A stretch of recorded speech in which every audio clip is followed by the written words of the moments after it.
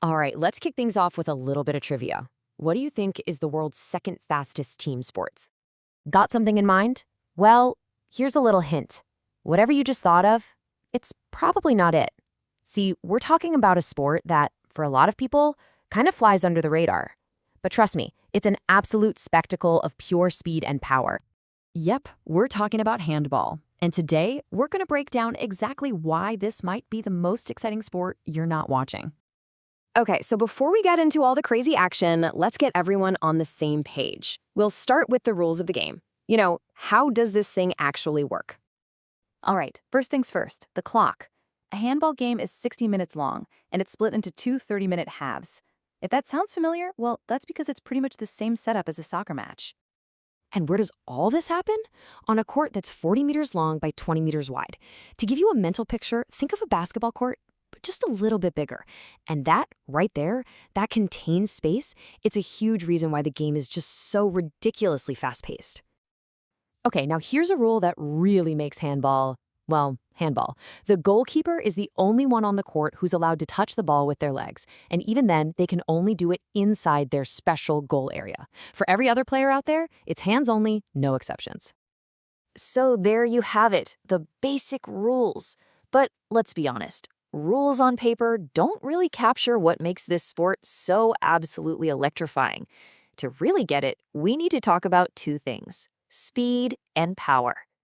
Hey, remember that little trivia question from the start? Well, here's your answer. Handball is officially the second fastest team sport on the entire planet. The only thing that beats it? Ice hockey. Yeah, so just try to imagine that kind of pace.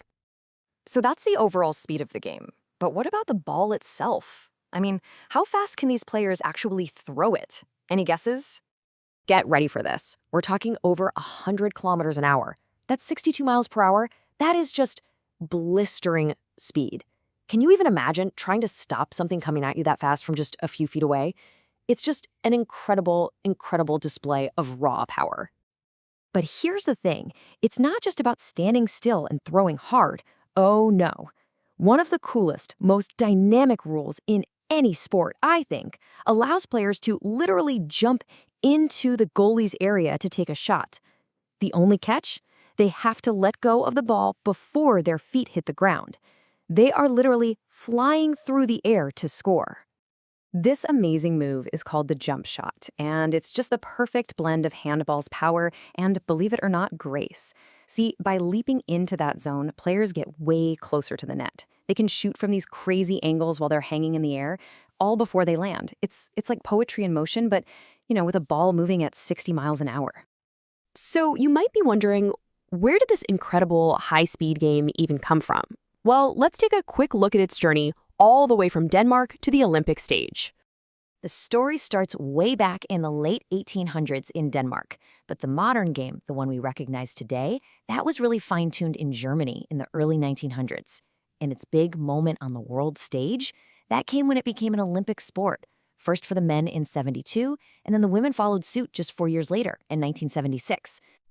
And like with any sport, over the decades, you get your powerhouses. We're talking about countries like Denmark, where it all began, and of course, France and Norway. These guys have consistently been at the top of the game, building some seriously impressive legacies. But wait, there's more? The game isn't just stuck inside on a hard court. Nope.